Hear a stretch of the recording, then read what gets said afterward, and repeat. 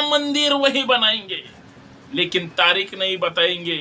67,000 पोरं आजपर्यंत राम मंदिराच्या नावाखाली मेली।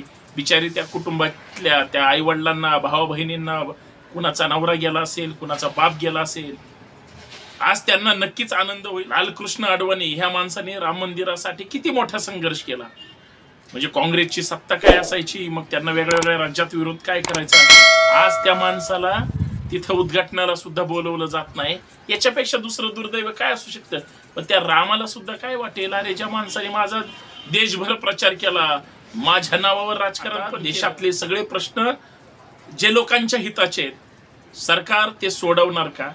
आणि राम मंदिर बांधल्यामुळं आता ज्या पक्षांनी पुढाकार घेतलाय त्यांना आता सगळी मतं मिळणार का? राम मंदिर हा श्रद्धेचा विषय, मुळात रामच हा श्रद्धेचा विषय लोकांच्या। आणि ज्यांना ज्यांना राजकारण करायचं आहे, ज्यांना ज्यांना राजकारणामध्ये भांडवल करायचं आहे, किंवा ज्यांना भांडवल करून राजकारण करून स्वतःची मतांची पोळी भाजायची, अशी लोक भावनिक राजकारण करतात। ते विकासाच्या राजकारणावर फारसं महत्व देत नाहीत। लोकांच्या भावना काय म्हणतात, लोक धर्मावर पेटतात, लोक विकासावर पेटत नाहीत आणि चर्चा पण करत नाहीत। लोक भावनिक मुद्दे, जातीचे मुद्दे, धर्माचे मुद्दे एवढे स्प्रेड करतात की तिथं तुम्ही कितीही चांगलं काम करा, प्रबोधन करा, लोकांना ते अपेक्षित असतं।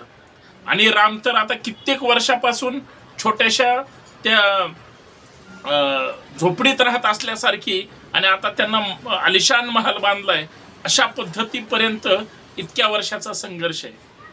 हजारो लोक त्या राम मंदिर आणि बाबरी मस्जिद ह्या प्रकरणामध्ये उद्ध्वस्त झाली, बिचारी गेली, कुटुंब रस्त्यावर आली।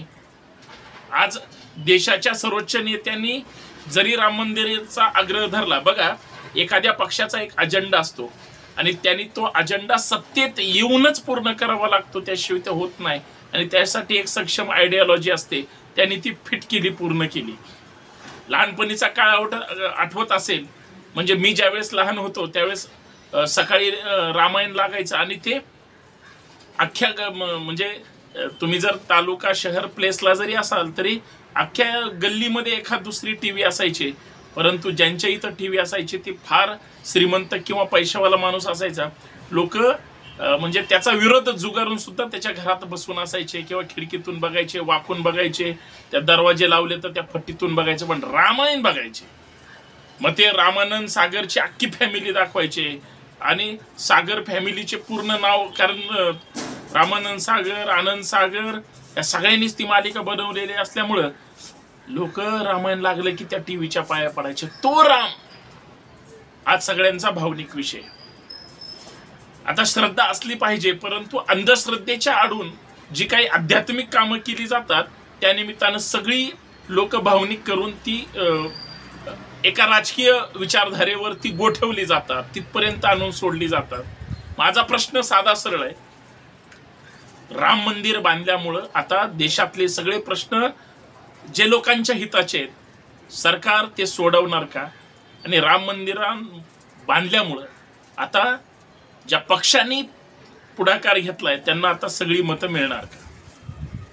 लोक पुरोगामी, प्रतिगामी हा जो विचारांचा एक मिक्सचर आहे, त्याच्यात दोनच पक्ष नाहीत, दोनच विचारधारा नाहीत, 1760 पक्ष आहेत, त्यांच्या संघटना आहेत, व त्यांची ती आयडियोलॉजी आहे। त्या सगळ्यातून भेदून सगळ्यांना आपली आपली विचारधारा प्रेझेंट करून काम करायचं। जुनी लोक, गावगाड्यातली लोक, गावात जसं हनुमानाचं मंदिर असतं तसं आता रामाचं सुद्धा मंदिर असतं। रामाचे मंदिर देशभरात आहेत, कान्याकोपऱ्यात आहेत, पण ते रामलल्लाचं मंदिर झालं पाहिजे। राम मंदिर वही बनाएंगे लेकिन तारीख नहीं बताएंगे। 67,000 पोरं आजपर्यंत राम मंदिराच्या नावाखाली मेली। बिचारी त्या कुटुंबातल्या त्या आई वडिलांना, भावा बहिणींना, कुणाचा नवरा गेला असेल, कुणाचा बाप गेला असेल, आज त्यांना नक्कीच आनंद होईल, कारण 22 जानेवारीला माननीय प्रधानमंत्री महोदयांच्या हस्ते त्याचं उद्घाटन होणार आहे। आता सरकारचा तो अजेंडा होता, त्यांच्या आयडियोलॉजीचा अजेंडा होता, त्यांनी ते पूर्ण केला। पण आजपर्यंत समाजामध्ये वेगळ्या वेगळ्या रथयात्रा निर्माण करून, ते अरुण म्हणजे जेटली साहेबांचा तर नंतरचा काळ आहे, परंतु त्याच्या अगोदर ते लालकृष्ण अडवाणी साहेब, वाजपेयी साहेब हे बाकीचे तर म्हणजे त्यांच्या सोबत होते, परंतु लालकृष्ण अडवाणी ह्या माणसाने राम मंदिरासाठी किती मोठा संघर्ष केला. म्हणजे काँग्रेसची सत्ता काय असायची, मग त्यांना वेगळ्या वेगळ्या राज्यात विरोध काय करायचा. आज त्या माणसाला तिथं उद्घाटनाला सुद्धा बोलवलं जात नाही. याच्यापेक्षा दुसरं दुर्दैव काय असू शकतं. पण त्या रामाला सुद्धा काय वाटेल, अरे ज्या माणसाने माझा देशभर प्रचार केला, माझ्या नावावर राजकारण पण केलं, सत्तेत आले काय, मिस कॉल मिळाला काय, त्याच्यामुळे राज्यांमध्ये पक्ष फोपावला काय, सगळं झालं. विचारधारा तिथं जाऊन ठेपते. त्या शेवटच्या स्टॉपचं नाव आहे हिंदू. राम मंदिराच्या नावाखाली देशातल्या हिंदूंना जाग करण्याचं काम केलं.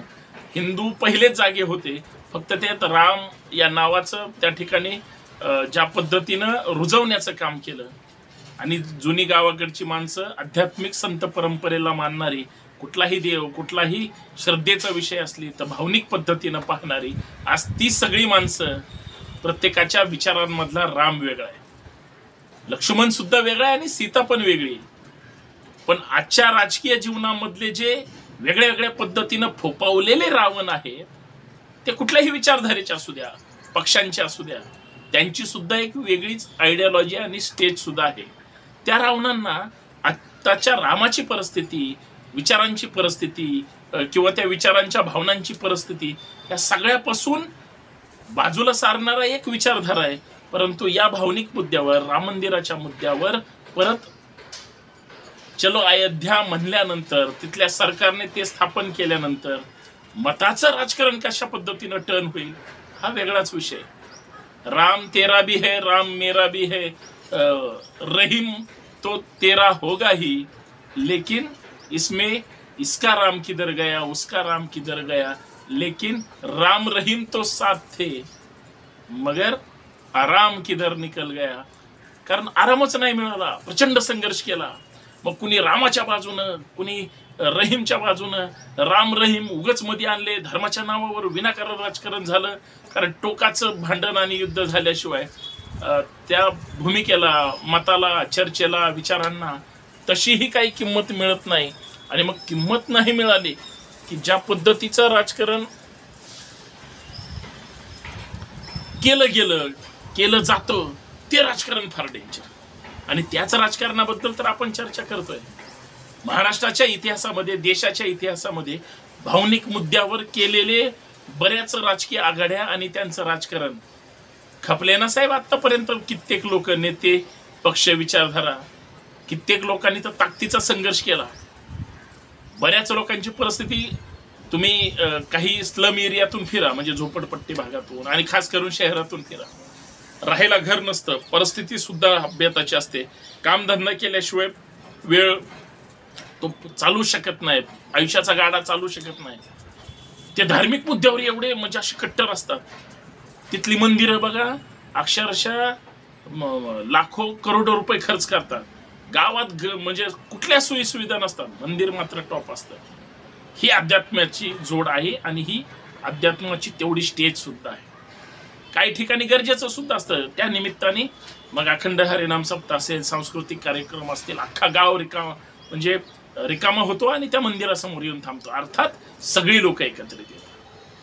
ही जी विचारधारा आणि ही जी विचारांची सांगड आहे, ही खरं तर प्रबोधनाच्या माध्यमातून सुद्धा साधली जाऊ शकते.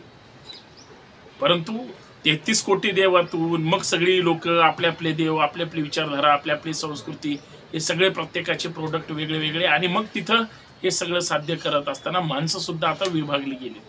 आता कुणाला काय साध्य करायचंय, कुणाला काय मिळवायचंय, हे सगळं बाजूला ठेवून येणाऱ्या निवडणुकांमध्ये केलं जाणारं राजकारण, मग ते भावनिक असेल किंवा श्रद्धेचं असेल, मग त्याची आता होणारे गावगाड्यातून ब्रँडिंग, आता त्याचा प्रचार प्रसार, मग त्या राज्यातले ते पक्ष त्याचं भांडवल करणार. फक्त सामान्य माणसाला काय मिळणार हे कुणीही सांगणार नाही. तुम्हाला जर समजलं तर माझी विनंती आहे, मला सुद्धा सांगा खाली कमेंटमध्ये. धन्यवाद. जय जिजाऊ, जय शिवराय. सगळे आपले, आपल्या लोकांना आणि आपल्या विचारांना जपलं गेलं पाहिजे. बाकी तर तुम्ही सुज्ञ आहात. धन्यवाद.